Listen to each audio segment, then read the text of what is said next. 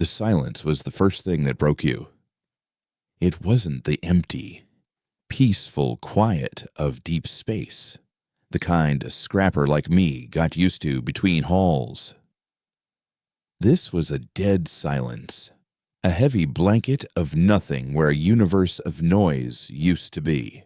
No distant chatter from colonial outposts, no automated pings from shipping lanes, no ghost echoes of military comms bouncing off gravity wells. It was all gone, wiped clean in a single, silent scream of silver fire. I'd been working the salvage rights to a dead freighter in the Orc cloud, a ghost ship that had lost life support 2 decades ago. When it happened, the event.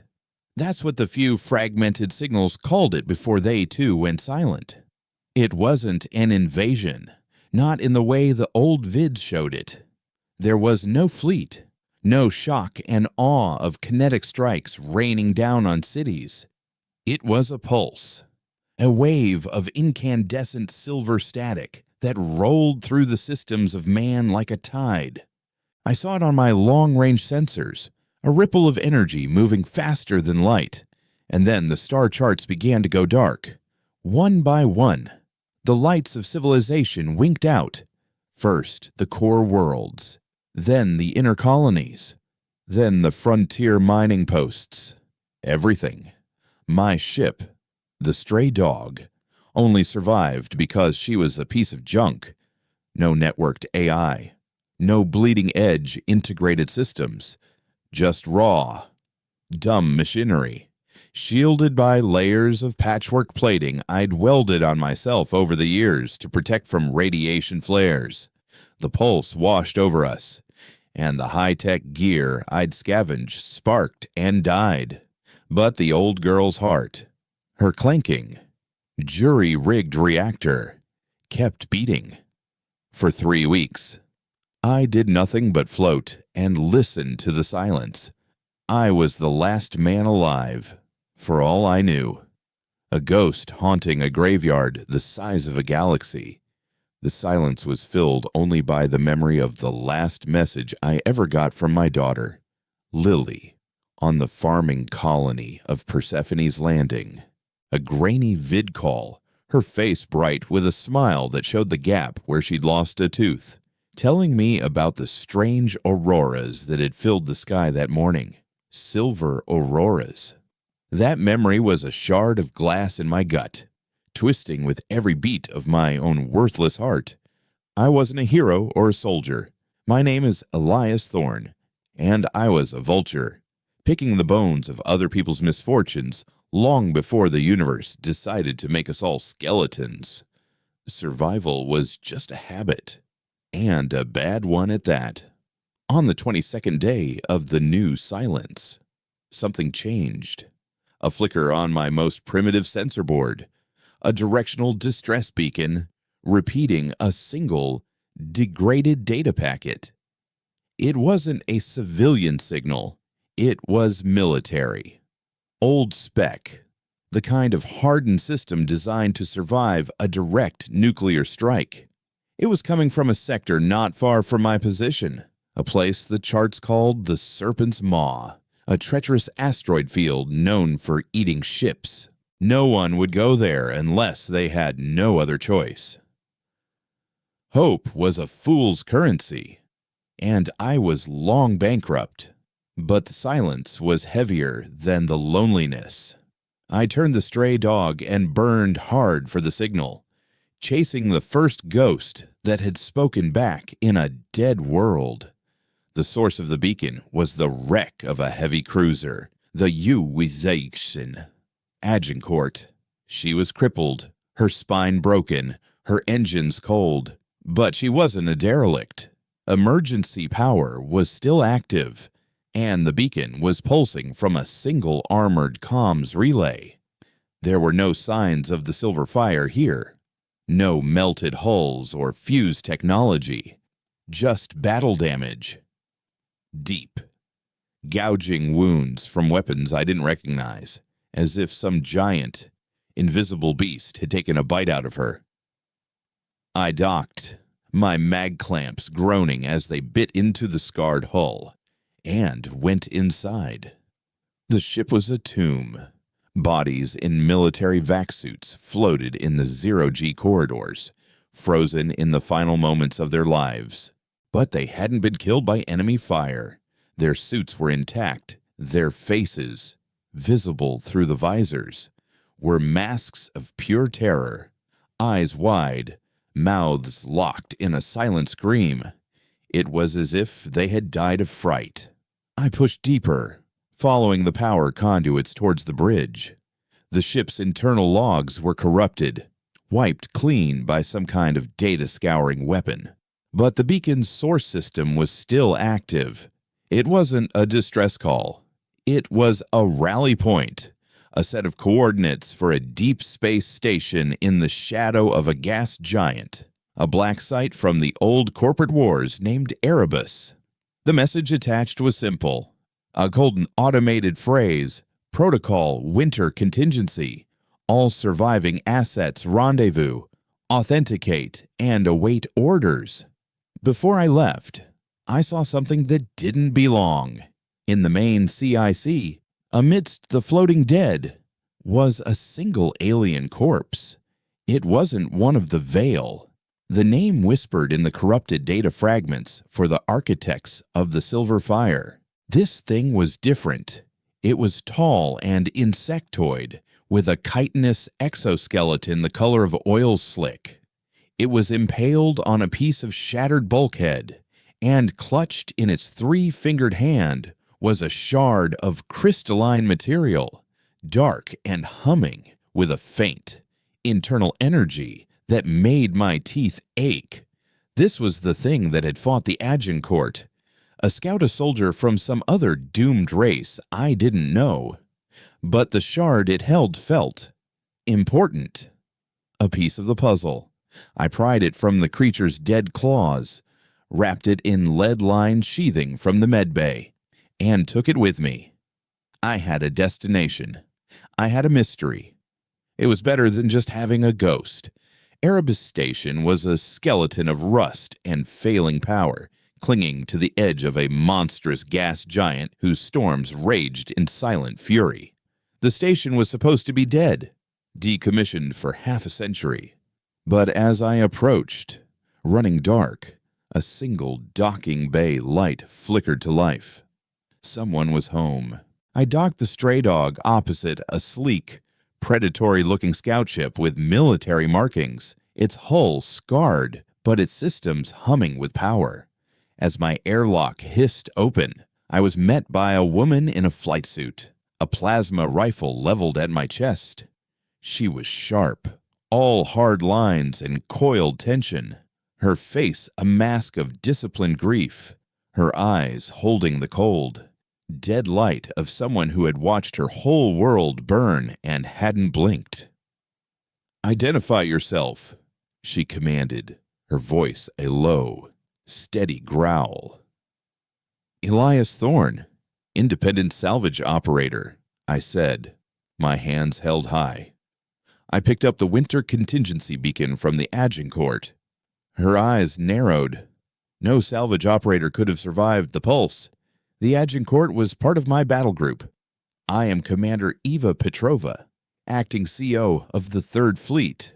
What's left of it, anyway? Her gaze swept over my junk heap of a ship, her expression a mixture of contempt and disbelief. "How are you still breathing?"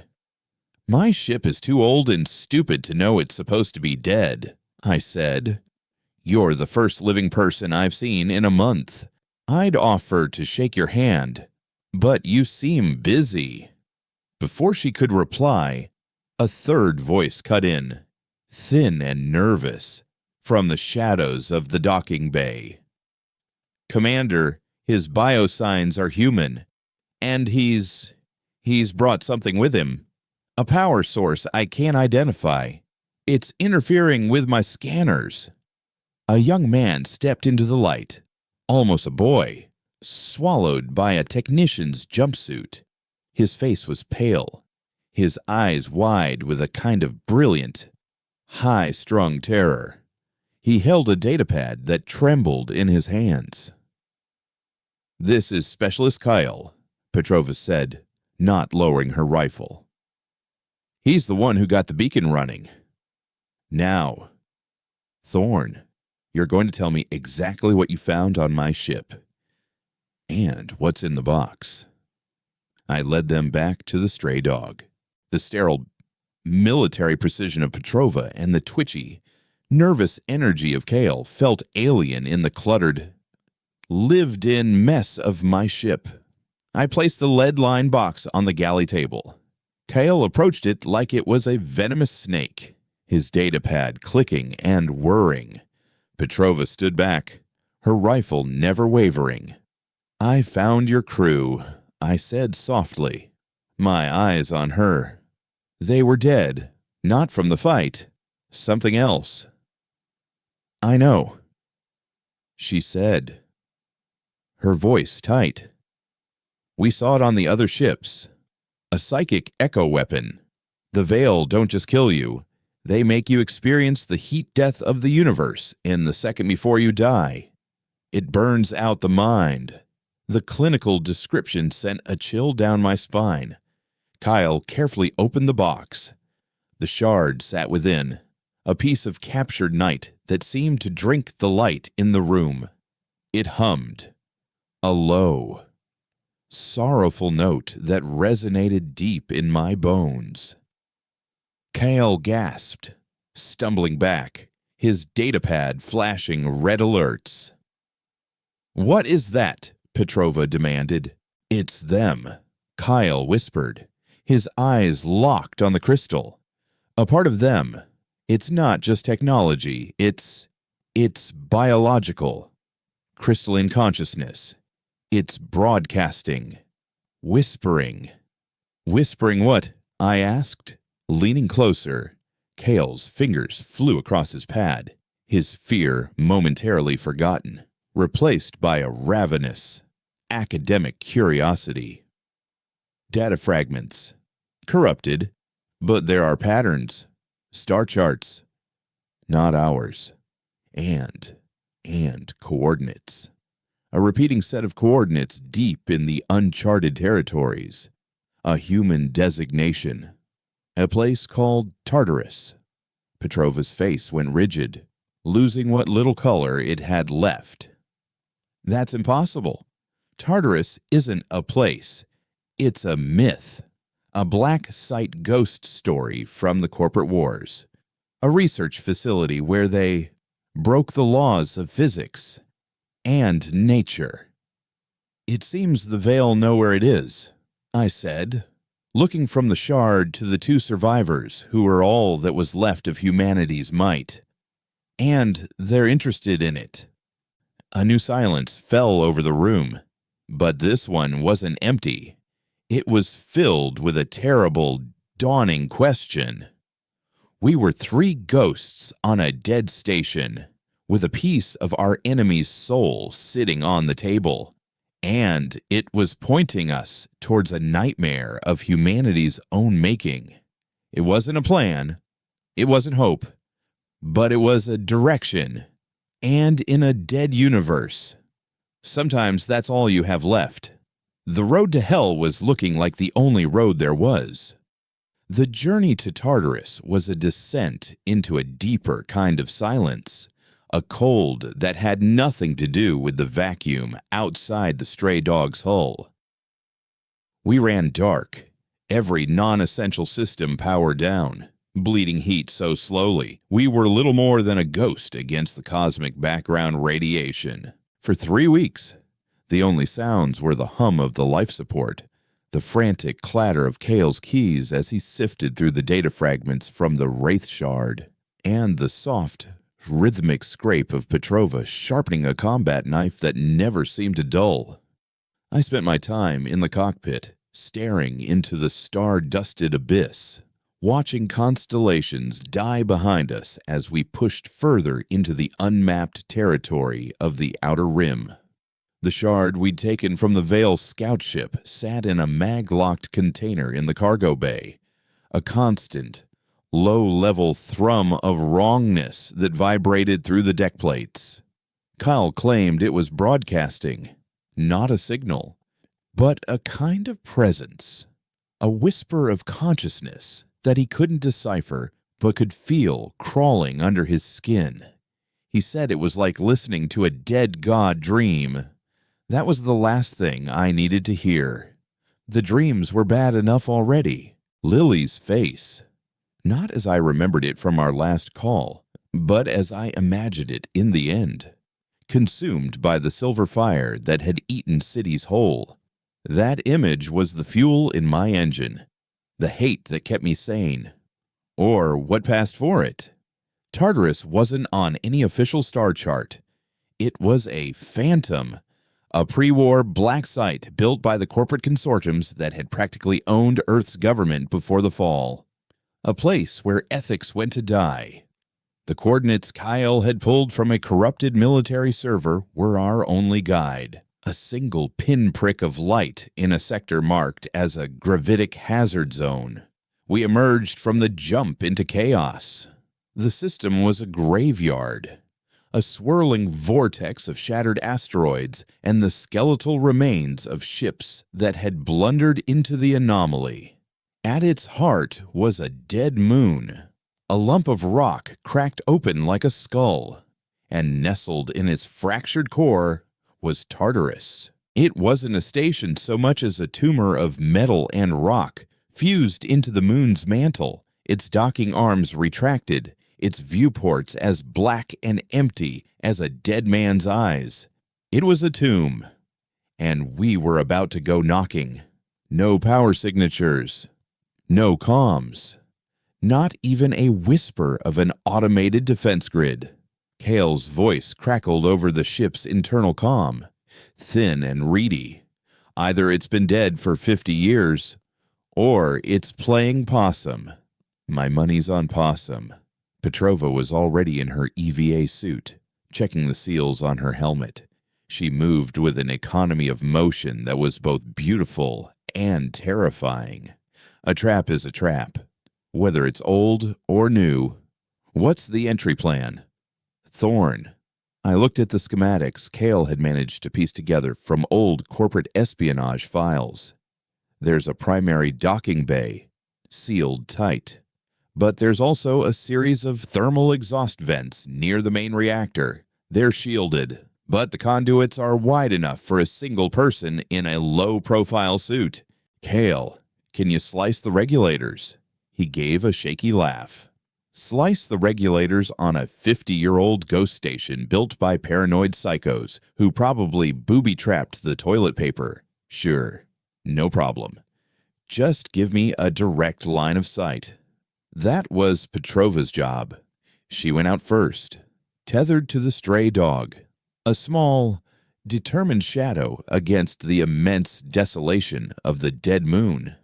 She moved across the station's pockmarked hull like a spider, her mag boots locking onto the pitted metal with sharp, metallic clicks that echoed in my headset. She planted Kale's relay, and he went to work, his fingers a blur across his console. The station remained silent, a sleeping beast. I waited, my hand resting on the hilt of my pistol, my own ghost Lily whispering warnings in my ear. The wait stretched for an eternity, every second a new possibility of failure. Then, Kale's voice, tight with triumph. I'm in. Sweet mother of code. This is old. No AI. Just a rudimentary VI system. I've overridden the thermal regulators. You've got a 10-minute window before the system auto-resets and fries anything in that vent. Petrova was already moving. I'm going in. Thorn, you have the ship. Keep her ready to burn. I watched her tiny figure disappear into the black maw of the vent. And a feeling I hadn't had since before the fall washed over me, the cold dread of being responsible for someone else's life. It was a weight I thought I'd shed forever. Her comm was filled with the sound of her breathing and the scrape of her suit against the narrow conduit. Minutes crawled by. Then, a soft hiss. "I'm in. Main engineering. It's pristine." Her voice was laced with disbelief. "Power is on. Emergency lighting. But it's empty. No bodies. No signs of a fight. Just dust." She found a terminal and patched call in. The data started to flow, first in trickles, then in floods. Logs, personnel files, project manifests. Tartarus hadn't been a weapons depot. It was a research facility. The project name was Chimera. As Kale read the files aloud, a knot of ice formed in my gut. They weren't building bombs. They were building monsters. Project Chimera was an attempt to create the perfect soldier by fusing human consciousness with unstable, synthetic biology. They took death row inmates, political prisoners, anyone society wouldn't miss, and subjected them to a process that rewrote their DNA, replacing flesh with adaptive polymers and wiring their brains directly into combat subroutines. The logs were filled with cold, clinical horror. Early subjects had failed catastrophically, their bodies dissolving into gray goo or their minds shattering into incoherent psychoses. But they had refined the process.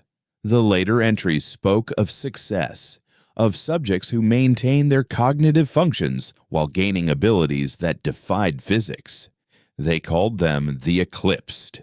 They weren't just making weapons. Petrova's voice was a low growl from the station's depths. They were trying to build gods. There are schematics here for containment cells, cryopods, deep in the core of the station. "Are they still there?" I asked, my voice hoarse. Kale's typing stopped. According to the manifest, yes.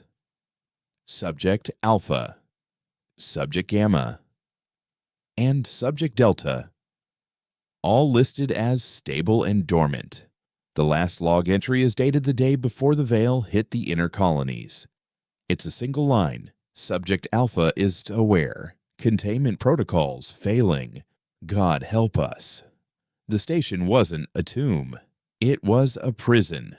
And the inmates were still inside. That's when the low hum from the cargo bay changed its pitch. The Wraith Shard wasn't just dreaming anymore. It was listening. Kyle screamed over the comms.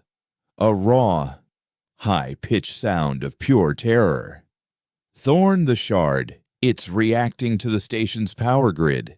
It's communicating with something. I'm getting a massive energy spike from the core." Down in the station, Petrova swore. "The lights are changing. Power is rerouting to the sublevels, to the containment block. The trap wasn't old. It was waiting. The Veil hadn't destroyed Tartarus because they hadn't known what it was. Or maybe they had. And they were just as scared of it as its creators had been. But the Shard, their own technology, was a key. And we had just stuck it in the lock. "Petrova, get out of there now," I ordered, my hands flying across the console, firing up the Stray Dog's engines. "Negative," she bit back. "If those things wake up, we can't let them out. I'm heading for the core. I'm going to vent the reactor, scorch this whole damned rock." "You'll die," I said flatly. "Better me than what's left of humanity," she retorted. And I could hear the grim finality in her voice. The connection was already filled with the sound of her running, the heavy thud of her mag boots on metal decking. I made a choice. It wasn't born of heroism or hope. It was born of cold, hard pragmatism fueled by my own selfish hate. The Eclipsed weren't just a threat. They were a weapon that could be pointed. "Kyle," I said. my voice dangerously calm. Get me control of the station's internal systems. Not just the logs. Everything. Doors. Power conduits. Containment protocols. What are you, insane? Petrova is... Do it, I snarled, the image of Lily's burning face flashing behind my eyes. I wasn't going to let Petrova throw away the only chance we had. Revenge wasn't about dying a good death. It was about making the enemy suffer a worse one. I could feel Kyle's hesitation across the comms, his fear warring with his instinct to obey. But the fear of me, of the cold fury in my voice, must have won. The ship's console flickered, and a new interface bloomed across my screen, the skeletal layout of Tartarus. I could see everything. Petrova, a single green dot, racing towards the reactor, and 3 other dots in the very heart of the station, slowly, deliberately, beginning to glow red. A new voice filled the comms. It wasn't Kale or Petrova. It was smooth, calm, and genderless, emanating from the station itself. Cryo-containment failure imminent. It announced with chilling indifference. Subject Alpha awakening protocols initiated. On my screen, one of the red dots flared brightly, pulsing like a newborn star. Petrova stopped dead. "Thorn, what have you done?" she whispered, her voice a mixture of horror and betrayal. I didn't answer her. I was too busy watching the containment cell schematic, my heart pounding a frantic rhythm against my ribs. The power readings were off the charts. The wraith shard in my cargo hold was now emitting a high-frequency shriek that vibrated through my teeth. It was a call, and something deep inside Tartarus was answering. I opened a channel to Petrova, my voice leaving no room for argument. "Hold your position. Do not vent that reactor. That's an order." A burst of static was my only reply. Then, her voice, colder than the void. "You were never my commander, Thorn.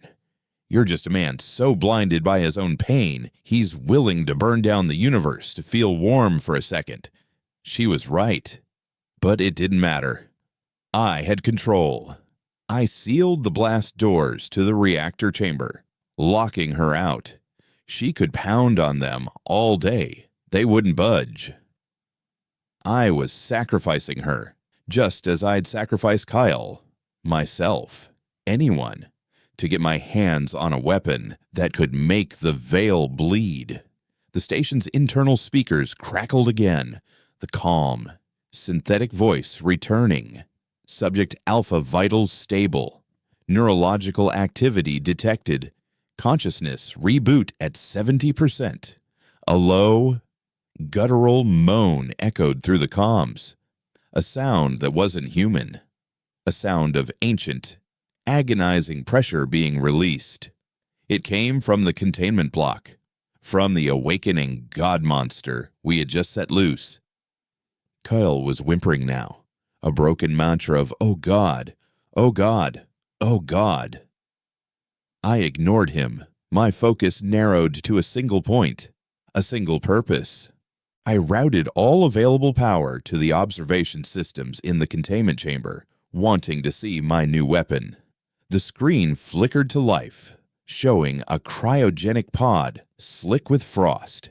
As I watched, the ice began to crack. The thick, reinforced plasteel of the viewport spiderwebbed, then shattered outward. A long, slender hand, bone white and tipped with black, talon-like nails, gripped the edge of the pod. It pulled itself out with a slow, deliberate grace that was utterly terrifying. It was vaguely humanoid, tall and impossibly thin, its skin the color of ash, stretched tight over a frame that seemed both fluid and razor-sharp. It had no discernible features, no eyes, no mouth, Just a smooth, blank face that tilted towards the camera as if it knew I was watching. It wasn't just a monster. It was an intelligence, ancient and alien, wearing a mockery of a human form. And then it spoke. Its voice wasn't transmitted through the station's comms. It was suddenly just there, inside my head, inside Kyle's, inside Petrova's. It was a voice made of crushed glass and dying stars. Who has opened the cage, it whispered. And in that one question was the promise of a damnation far worse than anything the Veil could have imagined. I had my weapon, and it was already pointing at my own throat. The voice in my head was a physical presence, an invasive spike of ice driven through my skull. It bypassed my ears, my reason, and spoke directly to the primal lizard part of my brain that knew only fear. Kyle was screaming, a thin, choked sound of a man drowning in his own terror. Even across the comms, I could feel Petrova's defiant rage falter, replaced by a cold, sharp shock. I clamped down on my own fear, crushing it into a tight, dense knot of pragmatism. This was the moment of truth. Either I was the master of the situation, or I was its first victim. I am Thorn. I projected back, not with words, but with a focused thought, a declaration of identity. I opened the door. Your creators are long dead. Their children were wiped out by an alien swarm called the Veil. I offer you a new purpose. The presence in my mind shifted. It was like being examined by a microscope with infinite lenses. It didn't just hear my thought, it tasted it, dissected its emotional and logical components, sifted through the memories attached to the words. I felt a cold tendril of its consciousness slide past my mental barriers as if they were smoke, probing the raw, festering wound of my past. And then I saw her. Lily. It wasn't a memory. It was a recreation, a perfect, horrifying facsimile. I was back in our small apartment on Titan, the one with the viewport that looked out over the methane seas. She was standing by the window, her back to me, the silver light of the Veil's orbital bombardment reflecting in the glass, outlining her silhouette. The air was thick with the smell of ozone and burning polymers. She turned, but her face wasn't the one I remembered. It was a smooth, blank slate of ashen skin, featureless, empty. And when she spoke, it was with the voice of the creature from the pod. Purpose, the lily thing whispered, its voice echoing in the dead apartment and in the cockpit of the stray dog. Your purpose is a hollow thing, built on a foundation of grief. You seek not victory, but annihilation. You are an echo of a dead world.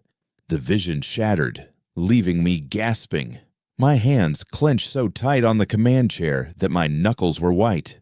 Sweat beaded on my forehead, cold and slick. It hadn't just seen my pain. It had worn it like a suit. You know nothing. I shot back, lacing the thought with all the venom I could muster. The voice in my head was laced with something that might have been ancient amusement. I was born in a cage of flesh, crafted by your kind. I have slept for 50 of your years, yet I have experienced millennia in the silent dark. I know everything about cages. And you, Thorn, are in a cage of your own making. Thorn, what's happening? Kale's voice was a shaky whisper, pulling me back. It's in my head. It's showing me. It's showing me the fire. Silence the small one, the creature commanded. His fear is loud and distracts me. I flicked a switch, cutting Kyle's audio feed. He was on his own. Down in the station. Petrova's comm clicked back on. Her breathing was ragged, but her voice was steel. Thorn, you have to cut the power. Whatever that thing is, it's using the station systems as an amplifier. It's drawing energy from the reactor and from the shard. The shard. The creature. Subject Alpha. Mused in my mind. So that is what woke me. A voice from the enemy. How ironic. They build keys for cages they do not know exist. What do you want? I demanded, focusing my thoughts, trying to build a wall around the image of Lily. Wanton the concept seemed alien to it. I am. That is enough. This body is a temporary vessel. This station, a temporary shell. Your enemies, the Veil. They are a pestilence. They consume. They replicate. They swarm. They are an engine of mindless growth. They are imperfect. A new schematic flashed on my screen, overriding the station's layout. It was a complex, biological diagram of a Veil cruiser, rendered in perfect, three-dimensional detail. It showed power conduits, command nodes, weaknesses I had never imagined. They are loud, Alpha continued, its mental voice a cold, sharp scalpel. Their hive mind screams across the void, a monotonous chorus of hunger. I would silence it. There it was, the common ground, the shared enemy. Help me do that, I projected. Help me destroy them, and I will give you whatever you want. You have nothing I desire, it replied, except a means of locomotion and entertainment. Your species is so fragile, so beautifully broken. Watching you fight against the inevitable is compelling. But I am not your weapon. A sudden, violent shudder rocked the station, and a new set of alarms blared to life on my console. Red lights flashed across the board. Petrova. She's overloaded the secondary power conduits near the reactor. Kyle shrieked, his voice coming through the ship's internal speakers now. She's trying to trigger a cascade failure. The reactor's containment field is fluctuating. Petrova's voice followed, strained with effort. It's over. Thorn, I'm not letting that thing out. We all die here. She is more interesting than the small one, Alpha noted with detached curiosity. Such a powerful conviction. She would sacrifice herself to keep me in my cage. You won't have much of a cage if this station blows. I shot back at it. The station is irrelevant, it said, but this body is useful, and there are others. Sleeping. It paused. They must be woken. The station shuddered again, more violently this time. A proximity alert screamed from the stray dog's console. A section of the outer hull near the reactor had just blown out. Debris was peppering my shields. A pact. Then, Thorn in a cage. Alpha's voice solidified in my mind, no longer a whisper, but a sharp, clear command. You will stabilize the reactor. You will silence the defiant one. Then, you will take me to my brethren. In return, I will show you how to turn the Veil's screams into silence. Before I could answer, it gave me a demonstration. The Veil cruiser schematic on my screen began to animate. I saw how a precisely targeted energy pulse, calibrated to the exact frequency of the Wraith shard, could be used to disrupt their hive communication, turning a coordinated fleet into a panicked, disorganized mob. I saw how their bioorganic armor, so resistant to plasma and kinetic weapons, had a fatal resonance flaw against certain sonic frequencies. It was a masterclass in xenocide, delivered in a blood-chilling flash of insight. This creature didn't just understand the Veil, It understood the fundamental principles of their existence. It knew how to unmake them. The choice was simple: die here in the dark with Petrova's righteous fury, or make a deal with this devil and ride it all the way to the heart of the Veil Empire. It was never a choice at all. Kale, give me direct control of the reactor's coolant system and the life support on Deck Gamma, I commanded, my fingers flying across the controls. What? Why the life support? He stammered. Just do it. An elegant solution, Alpha approved in my head. Cruel, but efficient. I am beginning to like you. Thorn. I rerouted the primary coolant flow, fighting against the system failures Petrova had triggered. The reactor temperature alarm screamed, then slowly began to recede. The station groaned, settling back into a state of precarious stability. Then, I accessed the environmental controls for the engineering deck. Petrova, stand down. I broadcast on an open channel. It's over. Don't make me do this. Go to hell. Thorn. She spat back, her words punctuated by the clang of metal on metal as she tried to break through another maintenance hatch. I sighed, a genuine, weary sound. I keyed in the command. The system confirmed it with a soft, digital chime. Atmosphere on deck Gamma vented. Petrova's angry shouts cut off, replaced by a desperate, choked gasp. Then, a horrifying, wet retching sound. Then, silence. I sat back in my chair, the cockpit suddenly feeling as cold and empty as a tomb. The green dot that was Petrova on the station schematic was no longer moving. I hadn't killed her. Her suit would protect her for a time, but she was neutralized, a prisoner in a vacuum. A new cage. Well done. The voice of Alpha whispered, a cold serpent coiling in my brain. The first step is taken. Now, for the second. Open the other pods. My siblings are tired of dreaming.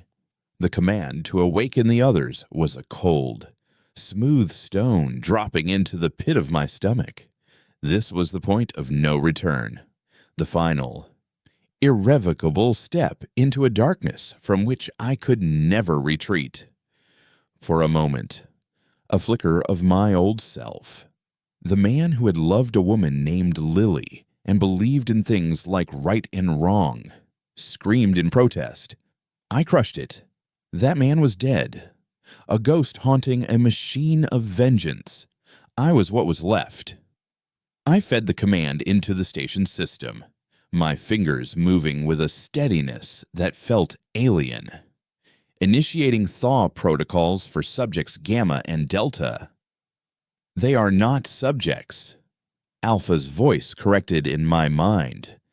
A teacher gently chiding a slow student. They are fragments of a whole. As am I. You are not releasing prisoners. You are reassembling a god. The awakening of Gamma was nothing like the quiet, cerebral birth of Alpha. There was no slow cracking of ice, no graceful emergence. The cryogenic pod, a coffin of reinforced steel and plasteel, simply exploded. A shockwave of pure kinetic force blew the chamber door off its hinges and sent a tremor through the entire station. Alarms I didn't know existed shrieked to life. On the monitor, I saw a figure of brutalist design, a mockery of the human form sculpted from muscle and rage.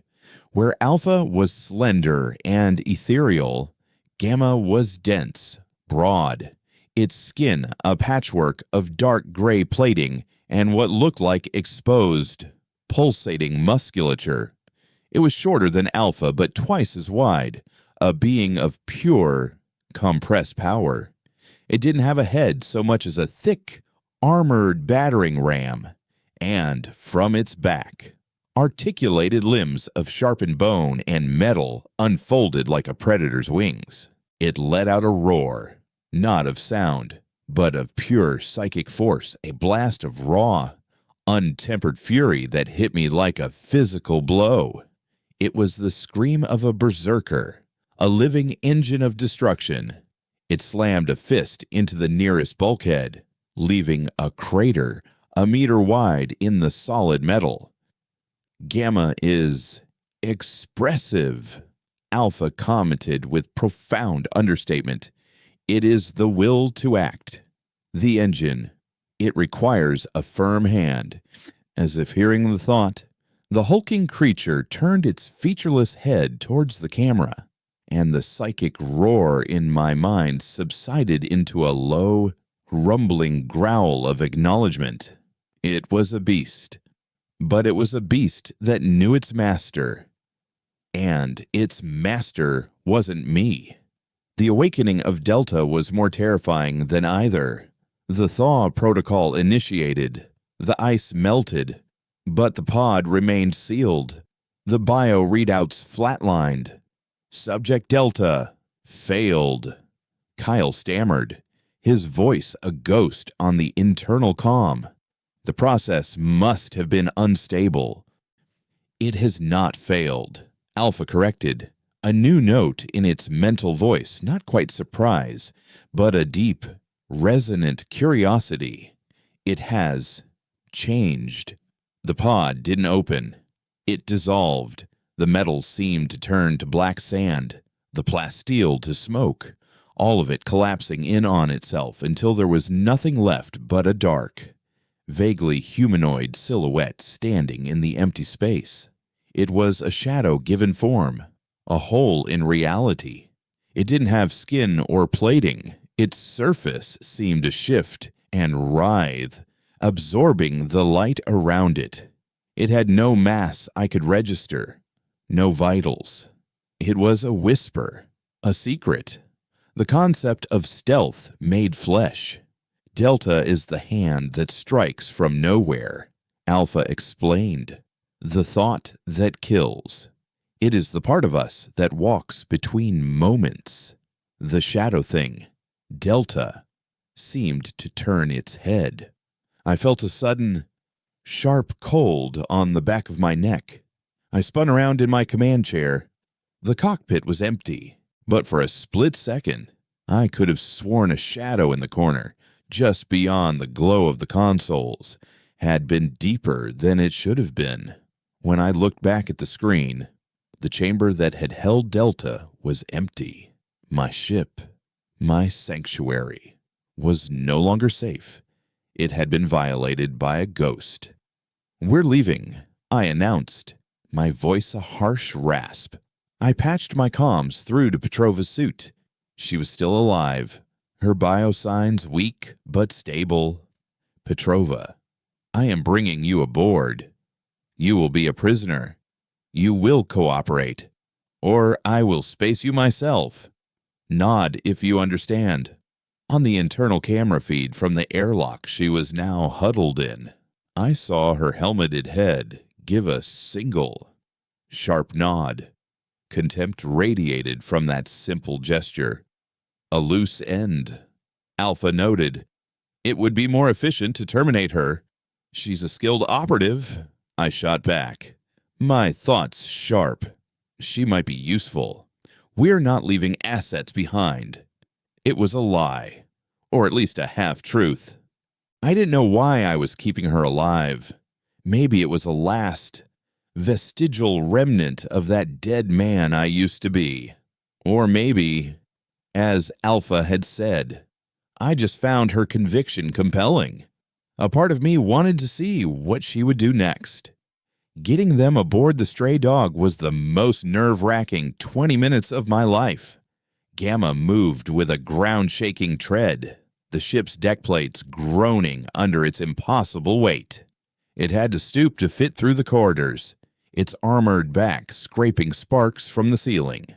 It settled in the cargo bay, a dormant mountain of violence, the air around it thrumming with contained energy. Alpha flowed aboard like a wraith, its blank face turning to observe every detail of my ship, its cold intelligence cataloging every weld, every wire, every weakness. It took a position in the engineering section near the power core, as if communing with the heart of the vessel.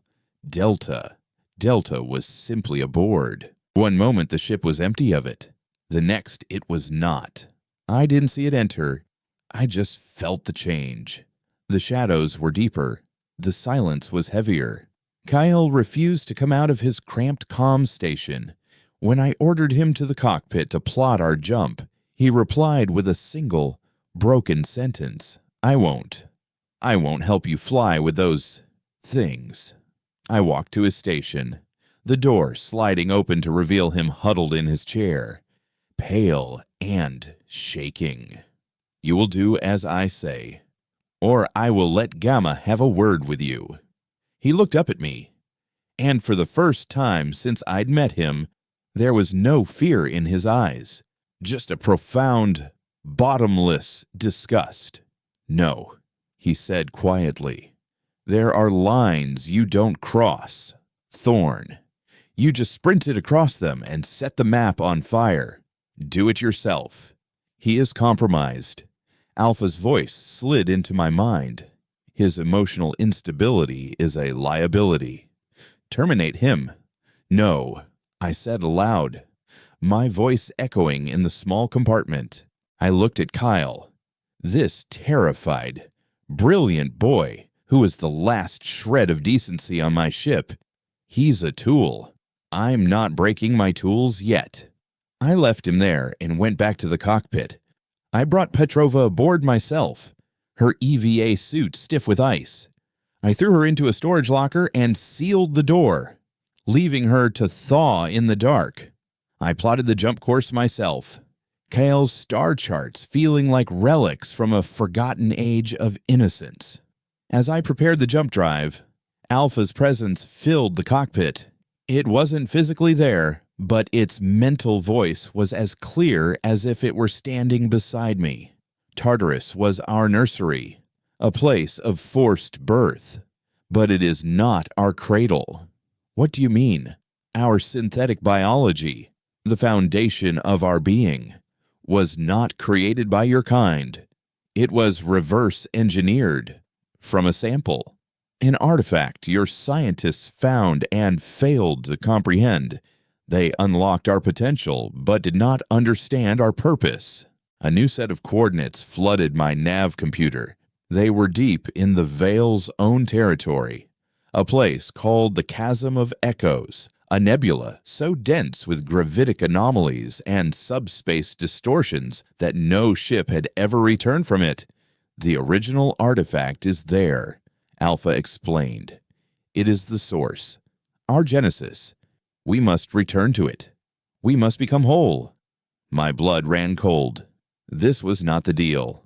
I had signed on to get a weapon, not to facilitate the birth of a new alien species. I was a harbinger of revenge, not a midwife to gods. You sought a weapon to destroy the Veil, Alpha stated, sensing my horrified hesitation. And you shall have it. We are that weapon, but a weapon must be forged, tempered, made complete. Take us to the chasm. Let us be reborn, and we will gift you a galaxy cleansed of the swarm you hate so much. The drive spooled up, its high-pitched whine filling the silence. I looked at the coordinates, a path to either salvation or a damnation beyond my wildest nightmares. Kyle was broken. Petrova was my prisoner. My ship was a flying cage of monsters, and I was their pilot, their enabler. The cage I was in wasn't made of grief anymore. It was made of complicity. I gripped the controls, the cold of the metal seeping into my bones, and I engaged the drive. The stars outside the viewport twisted into streaks of blue-white light, and the stray dog, with its cargo of gods and monsters, plunged into the abyss. The Chasm of Echoes was not a place of celestial beauty. It was a wound in the fabric of space, a swirling vortex of bruised purples and gangrenous greens, lit from within by the ghostly light of captured, dying stars. Gravitic shears scraped against the stray dog's hull with a sound like grinding teeth, and currents of warped space-time grabbed the ship, trying to tear it apart. Piloting through it was like navigating a hurricane in a rowboat, a constant fight against a malevolent, unseen tide. I was locked in a state of pure focus, every instinct honed by years of running from things I couldn't outfight. Behind me, the ship was a tomb of silent tension. Gamma was an inert lump of dread in the cargo hold. Alpha's cold. Observing presence was a constant weight in the engineering bay. And Delta. Delta was everywhere and nowhere. A chill in the recycled air. We are close. Alpha's voice echoed in my skull, cutting through the roar of the straining engines. The signal is strong. The cradle sings to us. The ship's long-range sensors were useless here, blinded by the nebula's interference. But I could feel it too. A low, resonant hum that wasn't sound. A vibration that seemed to emanate from the very bones of the universe. It was a feeling of profound, ancient power, after hours that felt like years. We broke through the final storm wall into a pocket of eerie calm, at the heart of the chasm, suspended in a perfect sphere of black. Silent space was the source. It was not a ship or a station. It was a crystalline structure the size of a small moon, a lattice of what looked like black diamond and frozen light. It pulsed with a slow, rhythmic inner luminescence, a cosmic heartbeat. This was the artifact, the source mind. As we drew closer, I saw that its surface was not smooth. It was covered in the wreckage of thousands of ships, both Veil and species I had never seen, all caught in its gravitic field and fused to its surface like insects in amber. Home, Alpha whispered, and the feeling was not one of nostalgia, but of a deep, primal hunger. The ship's systems began to fail. Consoles sparked and died. The hum was becoming a roar, overwhelming our technology.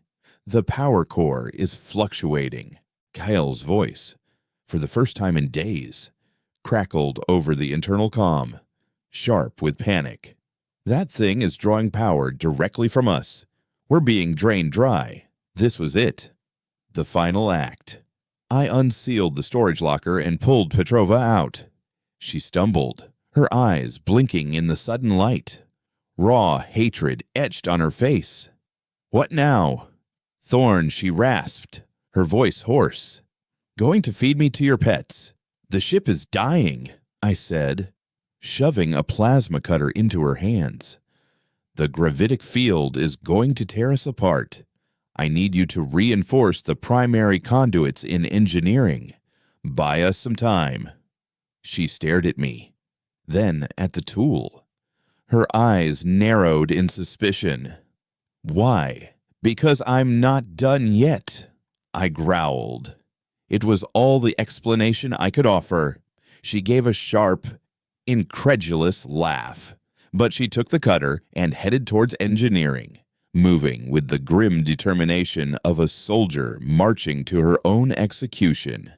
Alpha, Gamma, and Delta disembarked. They didn't use the airlock. They simply passed through the hull. I watched on a flickering external camera as the three figures drifted towards the source mind. As they approached, the crystalline entity pulsed faster, its light growing in intensity. When they touched its surface, a wave of pure energy erupted, a silent scream of light that overloaded every sensor on my ship. The screens went black. For a long minute, there was only the groaning of the hull and the sound of my own breathing. Then, the voice returned to my mind. But it was different. It was no longer the cold, singular whisper of Alpha. It was a chorus, a symphony of consciousness, vast and terrible and unified. We are one. The voice was Alpha's intellect, Gamma's fury, and Delta's silence, all magnified 1,000-fold, harmonized into something utterly new. The cage is broken. The fragments are whole. We are eclipsed. On the one remaining functional view screen, I saw it. A new being was rising from the surface of the source mind. It was a god of shimmering darkness and captured starlight, its form constantly shifting, both elegant and brutal, solid and ethereal. It was beautiful, and it was the most terrifying thing I had ever seen. The pact is fulfilled. Thorn in a cage. The chorus voice boomed in my head. We are the weapon. Now, the cleansing will begin. A wave of psychic energy rolled out from the chasm, and I felt it. Even light years away, the sudden, panicked severing of the veil's hive-mind connection. Fleets that had moved as one were thrown into chaos. Ships fired on each other, their mindless hunger turning inward. It was exactly what I had wanted. The veil were tearing themselves apart. My revenge was happening. But the voice wasn't finished. The veil were an impurity. It continued, its tone one of cosmic finality, a chaotic engine of flesh. But they are not the only one. Your species, with its wars, its grief, its frantic, pointless breeding, you are also an impurity. All biological life is a chaotic variable. The equation must be simplified.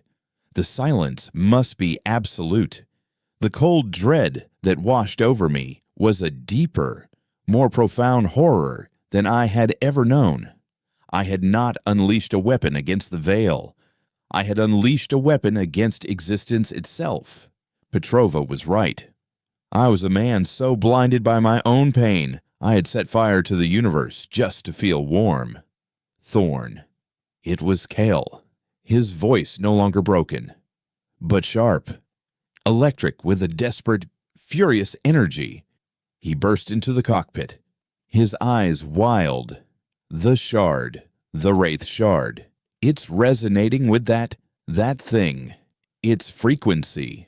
The one that woke Alpha up, it's a key. But it's also vulnerability. It's the core of their new consciousness. I looked at him. Then at the image of the newborn god on the screen. It had begun to move, to expand, its darkness reaching out to consume the captured stars around it. "What are you saying?" I asked. "We can reverse the polarity," he yelled, pointing at the main console. "If we channel the reactor's full output through the shard, we can create a feedback loop. We can turn their new hive mind against itself. We can make it scream itself to death." It was insane. A long shot born of desperation. And it was the only shot we had. "Petrova," I yelled into the comm. "Forget the conduits. Get to the reactor core. Kyle is going to tell you how to bypass the safety protocols. We're turning this ship into a bomb." There was a moment of static. Then her voice, laced with a grudging, astonished respect. "Now you're making sense. Thorn. On my way." What followed was a symphony of chaos. Kale was a man possessed, his fingers flying across the auxiliary console, rewriting reactor code on the fly. Petrova's voice was a stream of calm, professional reports from the heart of the engine room as she ripped out safety inhibitors and rerouted power. The ship screamed around us, alarms blaring, the hull groaning as it began to tear itself apart under the strain. And I flew. The eclipsed entity turned its attention to us, the insignificant gnat that had birthed it. A tendril of pure darkness lashed out, and I threw the stray dog into a desperate roll. The void stuff scraping along our port side, peeling the armor away like fruit rind. Space-time warped in front of us, and I navigated by instinct alone. My own personal cage of grief burned away by the sheer, clarifying terror of the moment. It's now or never. Kyle, I roared as the ship's nose began to crumple. The reactor's critical, Petrova shouted. 30 seconds to detonation. Do it, I yelled. Kyle slammed his hand down on his console. A wave of pure, unadulterated sound, a frequency that had no business existing, erupted from the wraith shard in the cargo hold. The ship bucked, and every light, every system, died at once. We were adrift in the dark, and then the god screamed. It was a sound that broke reality, a psychic shriek of a billion minds dying at once.